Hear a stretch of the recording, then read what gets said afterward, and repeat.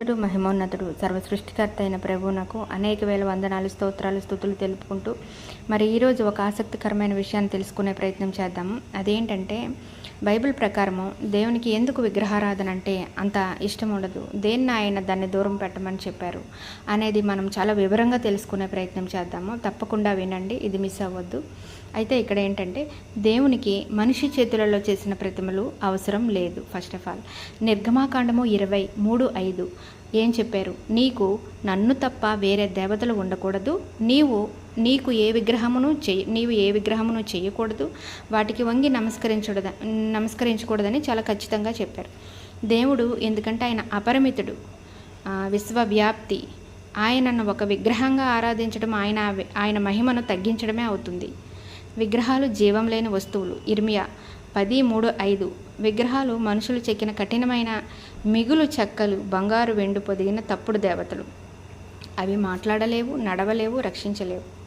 విగ్రహారాధన అనేది నిజమైన దేవుని నుంచి దూరం చేస్తుంది. అవి భ్రమపరిచేవిగా ఉంటాయి. నిజ దేవుణ్ణి మనము చూడడానికి ఎంత మాత్రమో అవి సమ్మతించవు. ఎందుకంటే వాటి అదుపాజ్ఞల్లోనే మనల్ని పెట్టుకొని అక్కడితో మన భక్తిని కానీ మన ఆధ్యాత్మిక స్థితిని కానీ అక్కడే అణచివేస్తాయి అన్నమాట.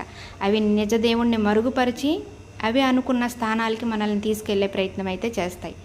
ఇశ్రాయేలీయుల చరిత్ర చూపుతుంది, వారు దేవుని వదిలి విగ్రహాలను ఆరాధించినప్పుడల్లా శిక్షలు, అనర్థాలు వచ్చాయి. ఫర్ ఎగ్జాంపుల్, బంగారు దూడ తయారు చేసుకున్నారు, పూజించగా దేవుడు వారి మీద కోపగించుకొని శిక్షించాడు. అది నిర్గమాకాండము 32 గమనించినట్లయితే తెలుస్తుంది. విగ్రహారాధన వెనుక దుష్టాత్మల ప్రభావం ఉంది. 1 కొరింథీయులకు 10:20 విగ్రహారాధకులు ఆరాధించేది దేవునికి కాదు, దయ్యాలకు.